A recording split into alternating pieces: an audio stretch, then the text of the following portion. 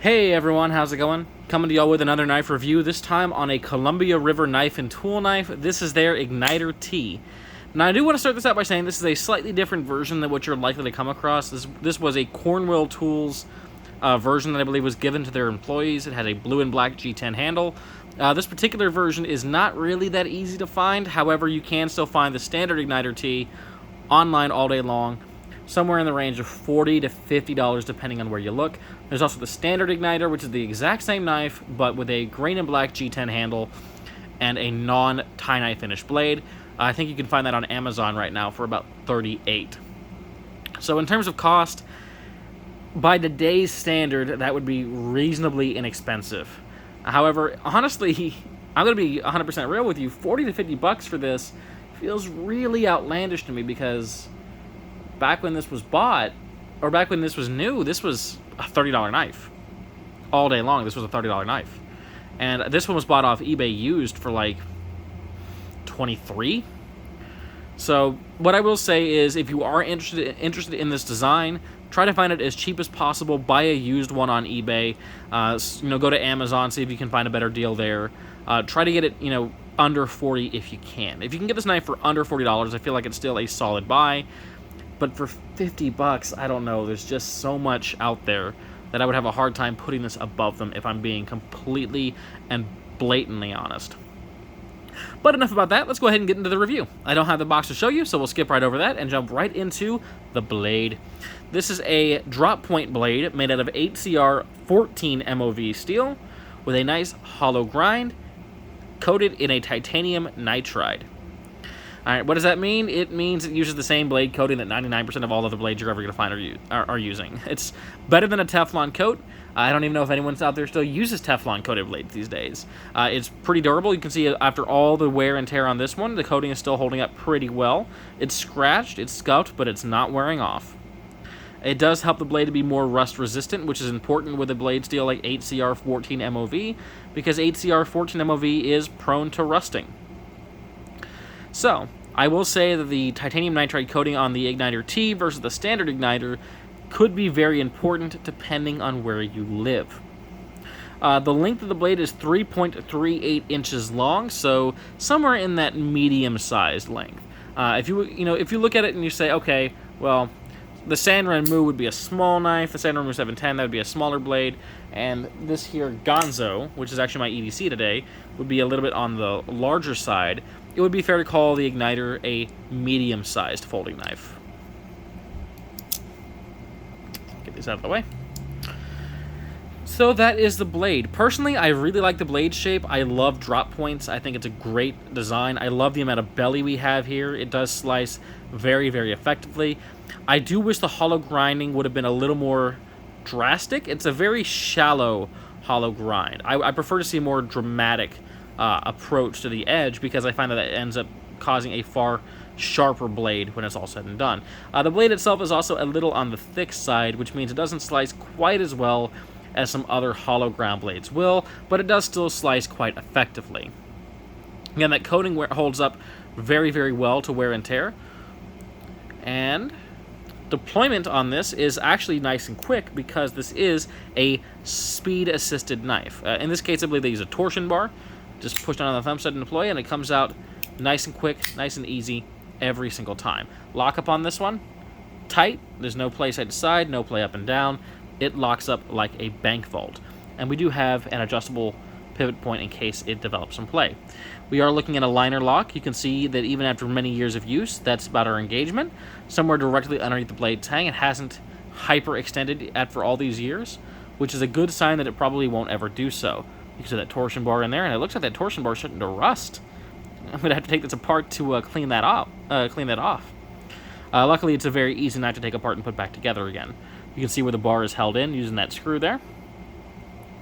There is no skeletonizing of these stainless steel liners, which is why this does come in at around 3.7 ounces for this version.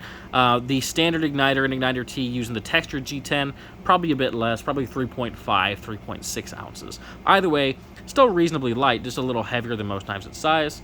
We can see my centering there. Not quite perfect, but pretty good. It's not rubbing anything. The handle, like I mentioned before, this one is the blue and black Cornwall Tools Smooth G10 version. However, the standard Ignitor uses a textured green and black G10, while the Ignitor T standard version uses an all-black textured G10. In terms of texture quality, it's probably similar to something like the CRKT Drifters, which is to say about on par with the G10 used on the Bird knives. Handle length is 4.25 inches, so good for people with medium-sized hands. It fits my hand quite well. It is pretty ergonomic, though I will say the pocket clip here, this little flare, does bite my palm just a little bit. Not too bad, though. There's no jimping to speak of on this knife, so, you're not going to get a super good grip that way, but it's fine. Blades don't really need jimping. It's just kind of a meme at this point within the community to talk about it. But it is nice to have it whenever you do get it. Yeah, nice, comfortable handle. I do love this blue and black G10 version. I do think it is a gorgeous look. I always love seeing smooth, multicolored G10s. I tend to prefer them over textured G10s just for the pure aesthetic of it.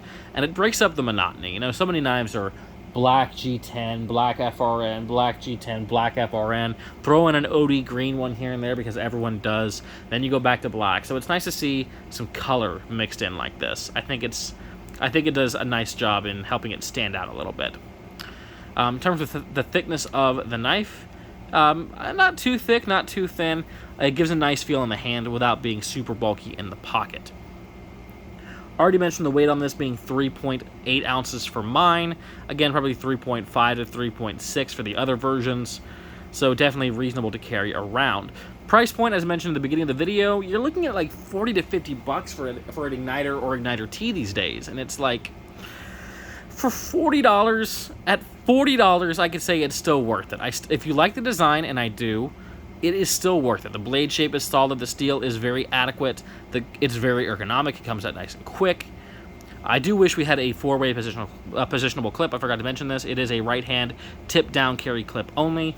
Let me see if I can show you how that looks. I still have that pair of jeans nearby because it's laundry day. Oh. Here's how the knife carries in pocket. I think it has the perfect amount protruding from the pocket so you can grab onto it, but it does grip the pocket nicely. So I don't have any issues with the clip. I do just wish you could position it at least to the left-hand side as well to make it a little more lefty-friendly. That being said, though, it is only a right-hand thumb stud, and the handle isn't channeled to really be able to swap that around, so I guess it wouldn't matter all too much. It just means this is not an ambidextrous knife. Overall, though, yeah, if you can find it for around 40 bucks, I still recommend it, but once you hit the $50 price range, guys, I don't know. It's just, to me, 50 bucks, that's what we used to spend on Spyderco Delicas back in the day.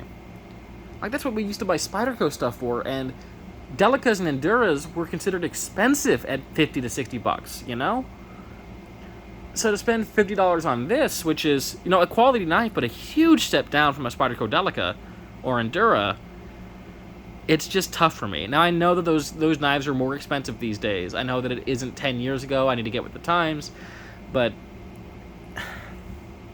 I don't know, guys. It's tough for me to recommend this at that high of a price point. At 40, I can justify it. At 50, you'd be better off looking into the budget options from companies like Gonzo or one of the many other Chinese or Taiwanese companies that are putting out blades these days. And there's more that I need to check out. I think one's called Kaiser or something like that I see a lot of folks raving about these days on reviews. I need to look into those and see what they're like.